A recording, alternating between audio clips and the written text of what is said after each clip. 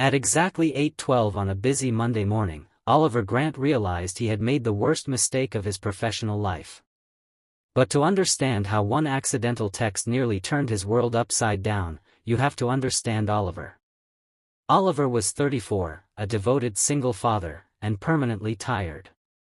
3 years earlier, life had taken an unexpected turn when his wife moved overseas for a career opportunity that eventually became a permanent separation. Since then, it had been just Oliver and his 6-year-old daughter, Sophie, a bright, endlessly curious child who believed her father could fix everything from broken toys to thunderstorm fears. Most mornings began before sunrise. "Daddy, where are my sparkly socks?" Sophie called from her room. "In the second drawer." Oliver shouted back while flipping a pancake that was already slightly too dark.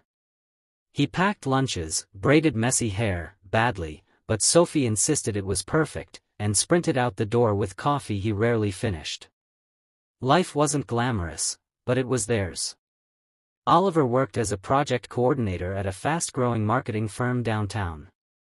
The company was known for impossible deadlines and high expectations, but also for one particular person everyone quietly admired. His boss, Elena Carter. Elena was 31, confident without being intimidating, and carried herself with a calm authority that made chaotic meetings suddenly feel manageable.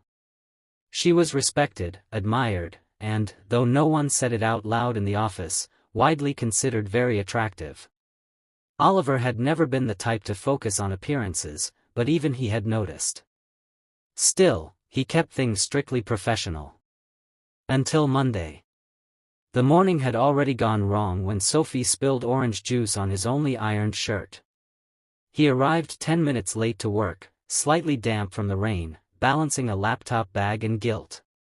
As he hurried toward his desk, he spotted Elena speaking with a client near the conference room. She wore a simple navy blazer, her hair neatly tied back, expression focused. Oliver nearly walked into a glass door while trying not to stare. He sat down quickly and pulled out his phone. Like every overwhelmed parent, he had one person he vented to, his college best friend Marcus. Oliver typed. "Bro, my boss is so hot it should honestly be illegal. How does someone look that put together at 8 a.m.? Meanwhile, I'm just proud I remembered matching socks." He hit send. Then froze. The message bubble didn't appear in Marcus's chat. Instead, Elena Carter. Oliver's stomach dropped. His brain tried to deny reality. Maybe the app was glitching. Maybe phones hallucinated sometimes. But then 3 little dots appeared. She was typing. Oliver considered moving to another country. Before he could panic further, his phone buzzed. Elena. Well, this is certainly a first for a Monday morning. Oliver stopped breathing. Another message arrived. "Don't worry, I appreciate the honesty. But perhaps double-check the recipient next time." He wanted the floor to open up and politely swallow him. Instead, he stood, walked straight toward her office, knocked once, and stepped inside. "I am so sorry," he said in one breath. "That message was not meant for you. I respect you completely. It was a joke, I mean not a joke, but..." Elena held up a hand, clearly trying not to smile. "Oliver," she said calmly, "relax. It was an accident." He blinked. "You're not angry?" "No." "Embarrassed for you?" "A little." "Angry?" "Not at all." He exhaled for what felt like the first time in minutes. "But," she added, leaning back in her chair, "I do expect you to bring the same energy to your project deadlines." Oliver nodded vigorously. "Yes. Absolutely. Maximum energy." As he turned to leave, she said lightly, "And Oliver?" He stopped. "Matching socks tomorrow." For the first time since the incident, he laughed. He assumed the moment would fade into awkward memory. It didn't. Over the next few weeks, something subtly shifted. Elena began stopping by his desk more often, usually about work, but sometimes about Sophie after Oliver once mentioned missing a meeting because of a school play. "How was it?" she asked the next day. "She played a tree," Oliver said proudly. "A tree? The most committed tree you've ever seen." Elena smiled. "Sounds like star quality." It was a small exchange, but Oliver noticed something. She listened. Really listened. Most people heard "single dad" and immediately looked uncomfortable, unsure what to say next. Elena simply asked thoughtful questions. One evening, Oliver was still at the office long after most employees had left, trying to fix a presentation that refused to cooperate. "You're still here?"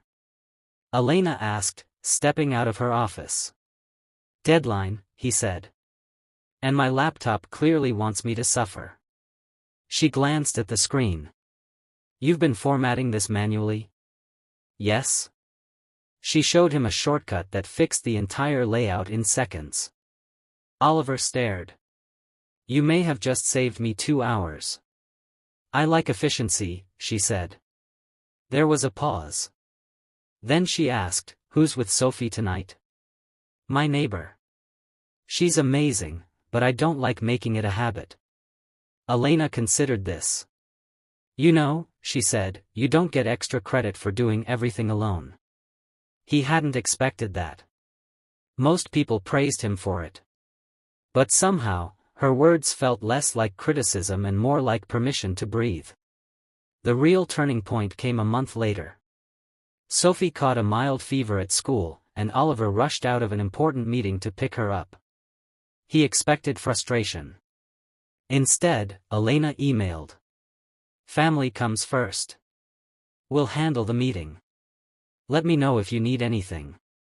That night, as Sophie slept curled beside her stuffed rabbit, Oliver felt something unfamiliar, gratitude mixed with quiet respect. Maybe he had misjudged her at first. She wasn't just impressive. She was kind. The next morning, he brought a small box of pastries to the office. "Peace offering?" Elena guessed. "Thank you offering," he corrected. She took one, then said casually, "You know, most people would have pretended that text never happened." Oliver groaned. "Please don't remind me." "I'm glad you didn't. It told me something." He braced himself. "That you're human," she finished. Months passed. Work grew busier, but the office felt lighter. Oliver found himself looking forward to conversations that had nothing to do with spreadsheets. One afternoon, Elena noticed a crayon drawing taped to his monitor. "Is that a dragon wearing glasses?" "Sophie says it's me." "Accurate," Elena said. He smiled. "Do you ever get tired?" she asked suddenly. "Of what?" "Carrying so much." He thought about it.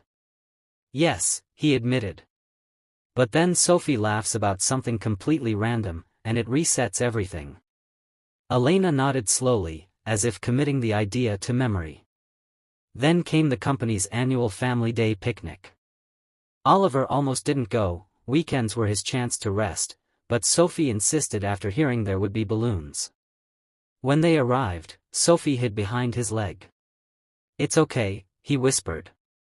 Moments later, Elena approached, not in her usual blazer, but in a soft green sweater, looking far more relaxed than he'd ever seen her. "This must be Sophie." Sophie studied her seriously. "You're Daddy's boss?" "I am." "You don't look bossy."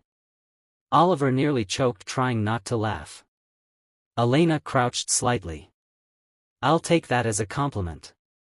Within minutes, Sophie was showing her the playground and explaining the complicated rules of an imaginary game. Watching them, Oliver felt a quiet warmth. It surprised him. As the sun dipped lower, Elena walked beside him. "She's wonderful," she said. "She's my best decision," he replied. There was a comfortable silence. Then she said, "For what it's worth, that accidental text. It made me laugh during a very stressful week." He groaned again. This is never going away, is it? Probably not, she teased. They both smiled. Later that night, after Sophie fell asleep in the car, Oliver carried her upstairs and paused by the window. Life was still busy. Still imperfect. But somehow, it felt less heavy than before. His phone buzzed. A message from Elena. You're doing an incredible job, at work and at home. Don't forget that. He typed back. Thank you, for understanding. Then, after a moment. And I promise all future compliments will go to the correct recipient. Her reply came quickly. A wise plan. Oliver set the phone down, realizing something important. Sometimes the moments we dread most, the embarrassing mistakes, the unsent drafts, the messages meant for someone else, quietly open doors we never expected. That accidental text could have been a disaster. Instead, it became the beginning of mutual respect, unexpected friendship, and a reminder that being human, awkward, imperfect, sincere, isn't something to hide. It's what connects us. As Oliver turned off the lights, he smiled to himself. Tomorrow would bring more lunches to pack, more deadlines to meet, more socks to match. And hopefully,